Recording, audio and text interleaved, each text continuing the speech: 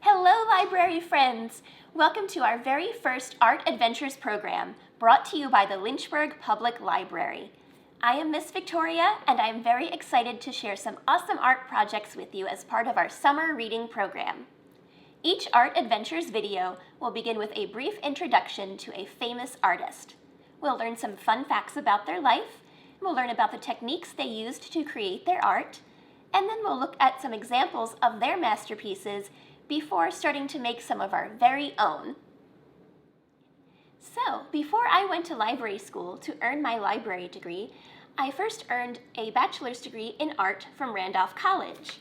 And this is the kind of book you use when you study art in college. Look at this thing. Look how big and heavy it is. Well, guess what? Good news for you, we will not be needing this book today. It's a great book, but let's look instead at something more kid-friendly. So the artist we will be learning from today is Vasily Kandinsky, who was born in Russia in 1866. This book is The Noisy Paint Box, The Colors and Sounds of Kandinsky's Abstract Art. This was written by Barb Rosenstock and illustrated by Mary Grandpré. Now this is my personal copy, but the library does own a copy, should you ever want to check it out. So Kandinsky was an abstract and expressionist artist. What does expressionism mean? Simply put, it is art that expresses emotion. And Kandinsky was born with a rare condition called synesthesia. And what that means is that a person's senses join together. They work together in a way that most people's don't. Now let's remind ourselves what the five senses are. We have sight, smell, taste, hearing, and touch. Now, some of Kandinsky's senses worked together in unusual ways. For example, describes in this book here an instance where young Kandinsky was using his very first box of paints given to him by a relative. And he described the sensation that he felt when, as he was mixing the paints, he realized he could hear the colors. He said he could hear the colors hiss as he mixed them. So his senses of sight and hearing joined together in a way that mine do not, yours probably do not. It is a rare condition, like I said. So it's hard to imagine what that would be like unless you have that condition. Well, Kandinsky did, and he could also see colors when he listened to music. So if he went to a live musical performance, a concert, or something like that, he said he could see the music. He could see it dancing around, like colors dancing around. I think that's pretty neat. And Kandinsky used very bold colors in his artwork. It was something he was known for. That is how he expressed his emotions, how he felt when he heard the colors, or he could paint the colors that he saw when he listened to music. And like he said in this book, art should make people feel the way music does. And I would agree. Here are some examples of Kandinsky's artwork.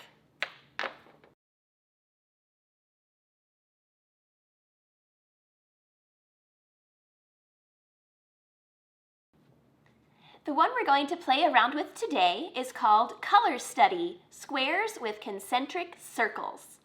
Kandinsky used all types of paint, and this particular piece uses watercolor and crayon. Here is what you will need if you want to make yours the same way I'm making mine. Remember, there is no right or wrong in art, so feel free to do things your own way. You will need heavy paper or cardstock. Watercolor paper works best if you have it. You will need a ruler and a pencil.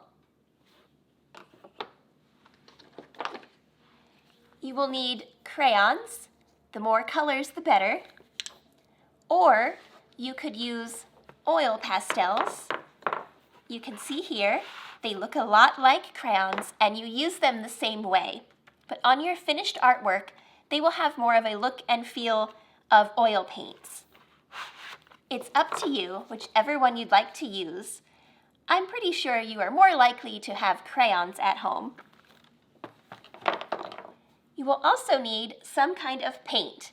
I will be using watercolors like Kandinsky did.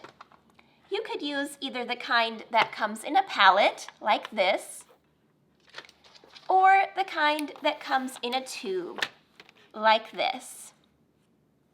Again, either one is fine. You don't need both. You will, however, need a paintbrush. I have 3 here. If you have more than one, feel free to get them all out, but you will only need one.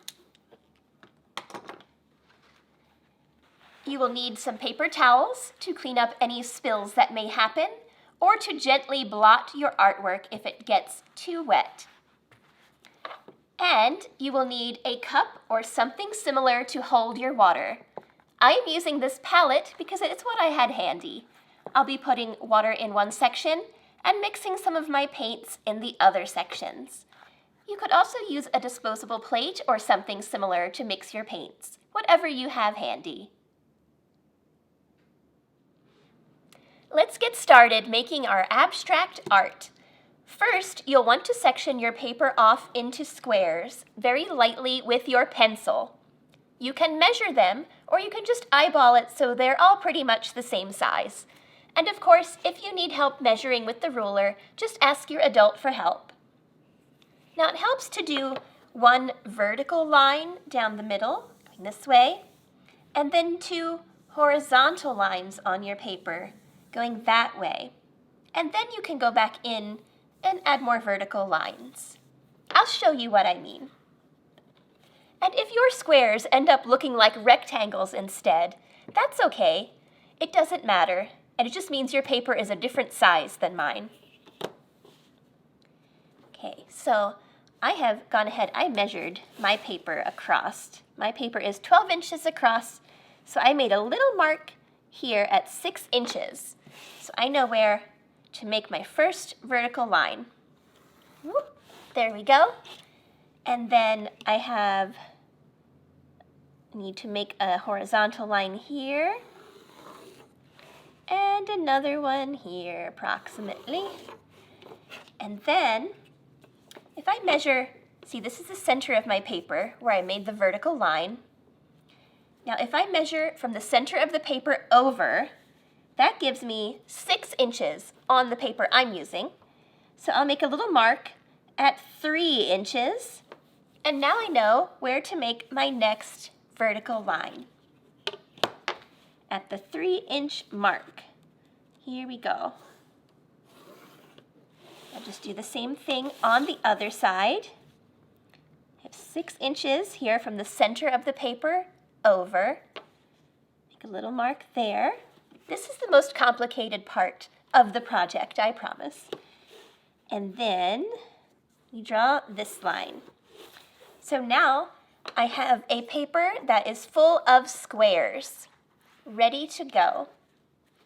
All right, and now we are done with our pencil because we don't need our circles to be perfect. We're also done with our ruler, so we can put those both aside. For my first circle, I'm going to start with oil pastels. Now remember, of course, you can use crayons instead. I'm just choosing to use oil pastels. And something to remember if you do use oil pastels is that they blend together very easily on paper. So that's just something to keep in mind, because if you smudge your hand across it or your finger, your colors, your rings, your circles that you've made may blend together. That's just something to remember. So when choosing your colors, remember that we are trying to express emotions or to get someone to feel a certain emotion when they look at our artwork. Generally, cool colors like blue, green, and purple are used to show that we feel peaceful, calm, or even sleepy. Warm colors like red, yellow, and orange can show that we're full of energy, feeling bold, hungry, or angry. really whatever colors you think you should use to show how you feel are the right colors.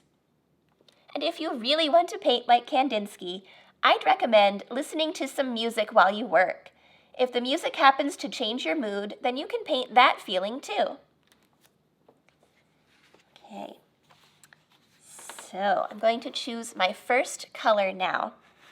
Now, if you remember, the title of the piece that we are inspired by today is Color Study, Squares with Concentric Circles.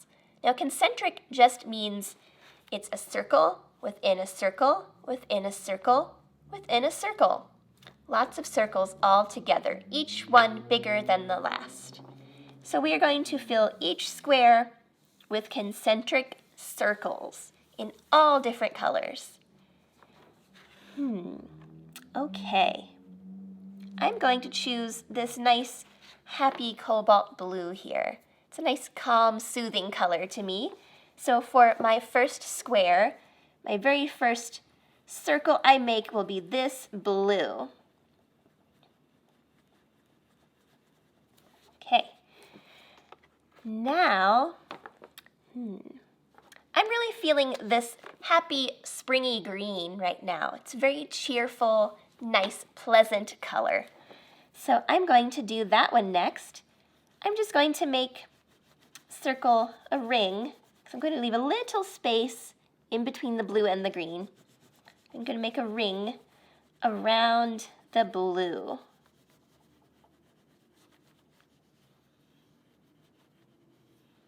And you'll see why later when we add the watercolor in, why we've left that little space there. It's going to be fun. Okay, now we are ready for the next color. And I'm just going to choose colors as I go until each square is filled.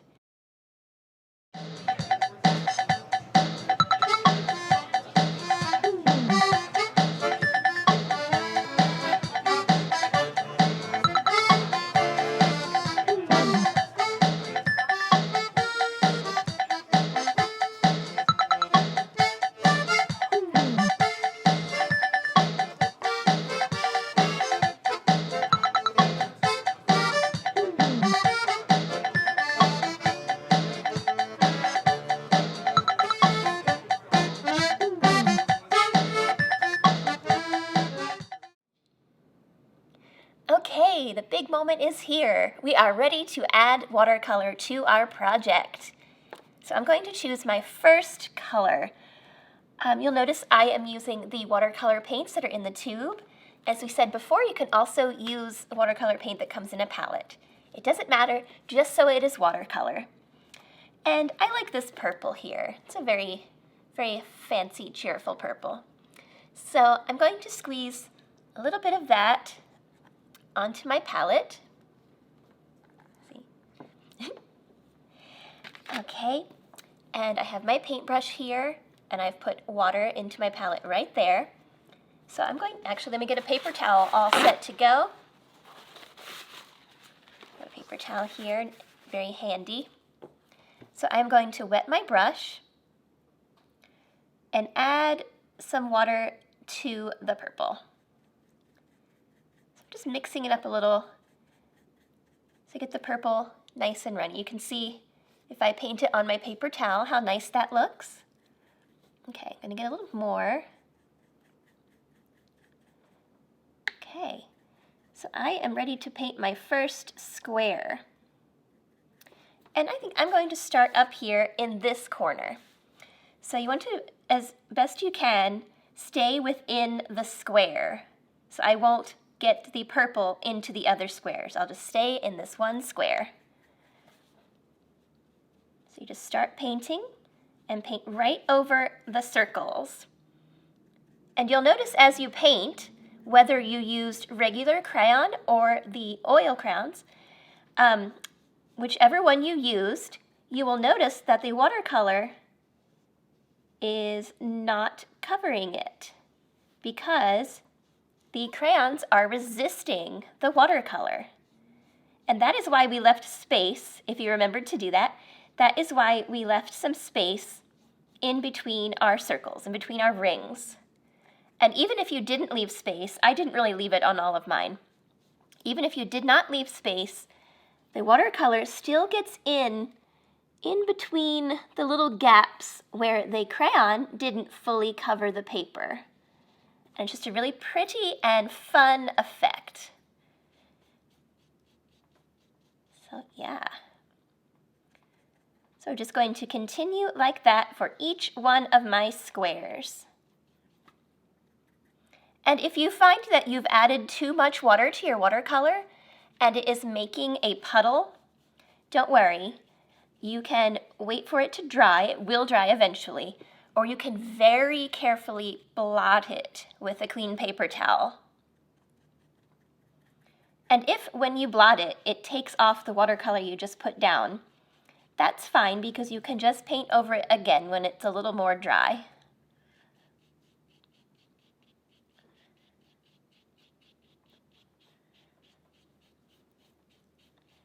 So you can see here, you can see how much resistance there is. Because I just painted completely over my rings with the watercolor. And it is being resisted by the crayon. And I'm going to try, because I would like for there to be a little less watercolor here in the middle of my ring. I'm going to try very carefully blotting that. Oh yes, that looks much better. See? There. And you don't have to blot yours. I just decided I wanted to blot mine. All right, let me get still more paper towels here ready because I'm about to move on to my next color. So see, you really can't mess this up. You just want to have a color in each square and just make sure that the colors don't touch each other. And what I mean by that is I've just used the purple here in this square, so I wouldn't use that same color for any of the squares that are touching it. Although I could use it again over here, somewhere else if I wanted to. It's very important though to rinse your brush, clean your brush off in the water between every color change. And if your water gets too full of paint, if you find that it starts tinting your other watercolors that you're trying to mix, then you can just change the water.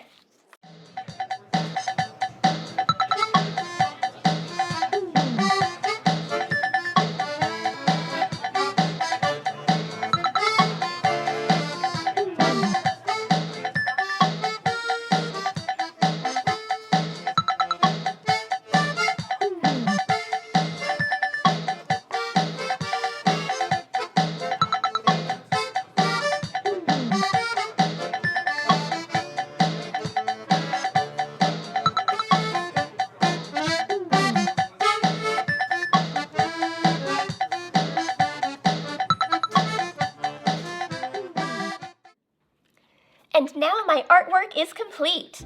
How do these color combinations make you feel? It reminds me of a patchwork quilt, like a lot of emotions together, and I like that. If you get inspired by Vasily Kandinsky too, I'd love to see how your artwork turned out. You can send pictures to us at the Lynchburg Public Library via Facebook Messenger. Thank you so much for joining this week's Art Adventures program. I hope you tune in again next week to make another masterpiece with me. And don't forget, our virtual summer reading program means that there is something fun happening every day. Just check our website or Facebook page for event details and/or announcements. And don't forget to register on Read Squared so you can earn cool virtual badges and chances to win a grand prize. See you next time!